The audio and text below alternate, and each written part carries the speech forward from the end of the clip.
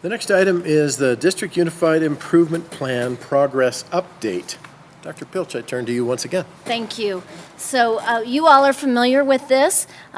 You've seen our District Unified Improvement Plan in the past, and those of you who've been on the board in previous springs have seen the update. I've asked Dr. Dattery to come forward and present the update on this for you all, share with you kind of where we are, and then some possible next steps as well. Good evening, Dr. Pilch, President DeWitt, and members of the school board. It is my pleasure to be able to share with you a brief update on the District Unified Improvement Plan. It is a plan that while there has, it seems like a short update and just a few pages, there's been a lot of work that staff have taken on this year in order to make some changes and to really think further down the line too in terms of what else can be done to continue to improve student learning and outcomes for all of our students. So with that in mind and knowing that back in the fall I brought to you the District Unified Improvement Plan and shared with you that there is as a part of that process, it's identifying one priority performance challenge. While there may be a few that we might point to say we need to look at this and we need to look at this, they really say just look at the one thing that really is your greatest challenge. And EL, while we have made some growth over the past few years, EL academic achievement does continue to be an area of growth for us, and so that is what we've identified as the priority performance challenge. And then that next step, before saying what are you going to do to affect change, is why, answering that question why, what are the root cause or causes that might be getting in the way of student learning in a particular area. And so as a collective team, these four root causes were identified, as you could see. It is at that point in time, then the staff said, all right, what are the strategies that we might be able to, getting down to what can we do? What might make a difference? What might we continue to do? What might we need to stop doing? And what do we need to add or do differently?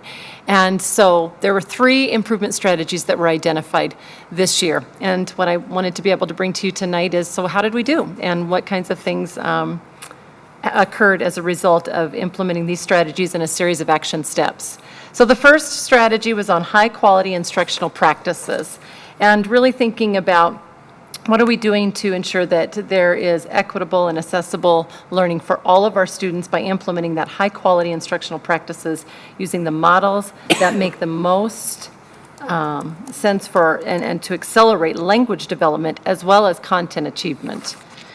So the action steps that were identified were first around providing the professional learning and the instructional coaching supports in various ways. In doing that, during the early release days, and specifically around that idea of high quality first instruction, elementary teachers devoted approximately 15 hours throughout the year to the curriculum and assessment and looking at what are the standards and the alignment of those resources, the new resources that they were using in the classroom in order to affect positive outcomes for students. Middle school devoted approximately 13 hours, and they really deepened their understanding around the integration of the standards into quality instructional practices for middle school students. And then high school actually devoted the most hours, and looked at around 30 to 31 hours this past year, where they really needed to co-develop and really better align their assessment to their instruction and and using their resources to better affect instructional learning or academic learning in the classroom. With that, the coaches tracked and logged their hours in working with teachers and doing side-by-side coaching or facilitated planning in their Google Sheets. They did that a little differently, and that was a little more accessible to all. And that was a way that they could really make sure that they could discuss progress and next steps, not only with the building principals, but also with the teachers and what did they need next. This coming year, a new model of instructional coaching will be implemented, and blended learning coaches will continue to be as they were this past year as we continue with that initiative. We also talked about how might we use our intervention specialists to impact instructional outcomes for students. And there are 47 actual intervention specialists at the elementary level and 8 at the middle school, with their primary focus being on conducting small group instruction around the areas of reading and math. This will continue in primarily title schools as we move forward into the coming year. Another area that was identified for our first instruction is that of the integration of the Colorado English Language Proficiency Standards. And we'll be doing more work in this area, but we really did think about it from a professional learning standpoint and the integration of these standards. Most of that occurred at the building level as different teachers kind of took that on and then worked out from there. This will continue to be actually an ongoing action item as a district. Developing standards-based instruction and blended learning was clearly a focus this year, and all of our teachers at the elementary level implemented a new standards-based curriculum, the resources in both math and literacy. In addition, all secondary teachers implemented new curriculum resources in math, and this is as well as an ongoing action item this coming year. Team teaching is something that was implemented really for the first time in the English language classrooms, more for those students that were considered LEP or limited English proficient, as well as with students that are identified as having a disability. This model rather was implemented quite successfully. It's showing some promising results, and so it will continue to be a focus for this coming year. Newcomer classrooms for non-English proficient students is also something that we looked at a little differently this year, particularly at the elementary level. These classes have been in place at the middle and high, though different resources needed to be adjusted and monitored throughout the year as we gained more students who were brand new to our school system and in these middle and high schools. And additionally, at the elementary, we decided we needed to have a more effective model to meet the needs of our elementary students, and that will be implemented differently this coming year. Finally, we looked at all-day kindergarten and before, after, or summer school programs, and how might we be able to provide that in a different way to affect positive change at an early level and certainly across our elementaries. So this year, all-day kindergarten was implemented across all of our schools, and there were only 6 half-day programs at any one of our schools, and I listed those as Winograd, Shawsheen, Hyman, Meeker, McAuliffe, and Montfort. But do know that at each of those schools where there were half-day programs, there were also full-day programs as well. But they did also have some half-day. And clearly this allowed for greater time to instruct in literacy as well as math. It also helps to lengthen that school day by providing some after-school programming. This was provided through funding from the READ Act this past year, and as well through some title funds at both Prairie Heights and Northridge high schools. So this will continue primarily at our title schools for summer school support, and at the high school level as well to regain credits and provide some math acceleration this summer as well. That one is a big one, as you all know. That's kind of the work that schools are all about. So a brief update, and I hope that gives you a little bit of a sense of what folks have been doing. And as we move into the second strategy, this was primarily around the implementation guide and looking at English language development and how might we continue to think about what does a programming look like, what are the assessments that we need to be using to monitor achievement for our students, and are there any processes or procedures that might be getting in the way of our English language learners? So a few things that we decided, first and foremost, was at this point in time we needed to stop and say, what do we need to look at? Let's conduct an English language development program evaluation. So this past fall, we gathered together as a department, learning services and school leadership alike, to determine what's the criteria and how might we go about evaluating our English language development program. Where we landed was, let's look at our current practices and how we're implementing those practices. And let's look at our data. And so we've done extensive work with Hanover research and key district leadership to gather this data this spring, about from March through May, and compile it into one report so that we would better then be able to, both through the qualitative interviews as well as the quantitative data analysis, really look at what do we need to do to make some changes before we just make those changes. So this next fall, we will, under the direction of our English Language Development Director, use the data that we've gathered in combination with a potential support from WestEd as well, to be able to come up with what does the plan need to look like, what do we need to change, revise, and really go deeper in order to support the work of our CLD teachers, as well as all of our content area teachers, as they work with our English language learners in the classroom every day. So that will be big work that we'll be undertaking this next year as a result of what we did, really to gather data this year and look at those programs and practices. As we looked at that too, another area that came up that we said, this is a subgroup of students that we talk about as our refugee students, students that have come to us from a variety of different countries and backgrounds. And are we doing the very best work for them that we need to be doing? Or are there some additional things that we need to look at? So as a result of that conversation, we knew that we needed to convene a refugee task force.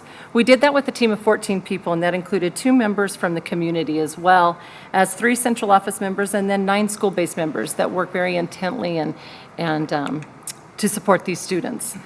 A list of recommendations was created, and those will be incorporated now in the strategic plan, and so it needs to be a thoughtful integration of that work. 2 recommendations were acted on this school year, one of which was the revision of our elementary newcomer program, as I already spoke to you about, and the other is the hiring of an English language director, rather, of English language development.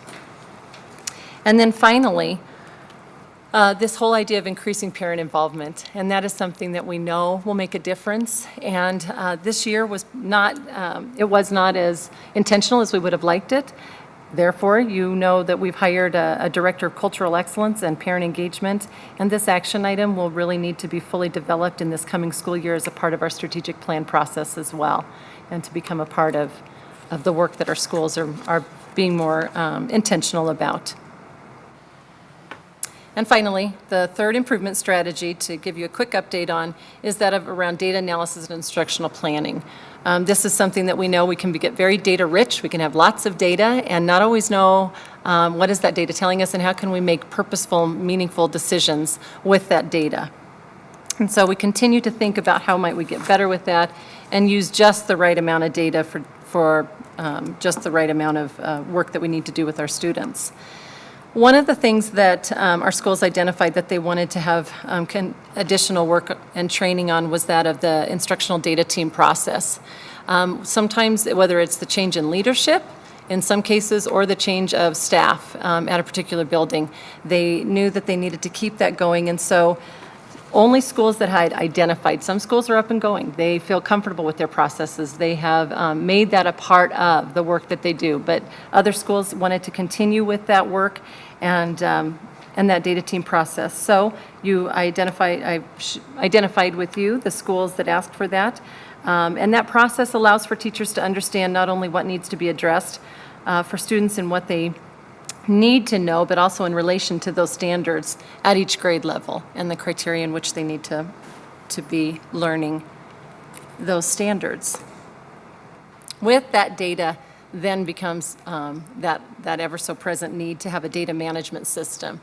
And so this past year, we fully developed and implemented Tyler Pulse with our school leadership. They then took that out to teacher teams and using that more purposefully in the data team process. And clearly there's different levels of implementation of that, but the much needed support for data analysis was provided at the building level. ongoing upgrades to this system and the input from the field. We need to see it like this. We'd like to see this data portrayed in this way, whatever it may be, continues to be on our work priority area so that we can have greater depth of support for our teachers and our leaders in the data team analysis process. The creation of common unit assessments with the new standards and the assessments that came out, teachers really took a hard look over the course of this year to make sure that their assessments were aligned to what the expectations were once students actually come to take that PARCC assessment in the spring. And so all core areas and most of our K-12 elective classes actually this year have created common assessments that will measure student learning in relation to the academic standards. With that, they also put them in the new system of School City, as you know. That was a big undertaking as well, but they have been able to do that and are really beginning to understand how to use that system and glean the information they need to around student learning. Two more. Data analysis and response system was an area that we had to look at, and for our ELGT students as well. And this data analysis system was done really at an individual level between the GT specialist and the students and the family in order to kind of review that data and make sure that the needs of the students at that level were being met as well. This continues to be a focus, and looking at benchmark assessments this next year will be very beneficial. That was not available to teachers and to students and families this year, and so that will be an area that we will be looking at implementing in a kind of a minimal way, but would be able to provide more information for our families and for our students and teachers. And the last one, we will be engaging this summer, actually, in about a month, a little over a month, in training on a shared leadership model at our Leadership Institute.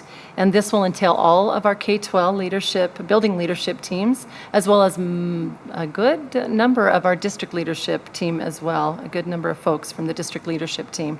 In a 3-day consensus training. This will happen during the weeks of August 1st through the 5th, and again on August 8th, 9th, and 10th.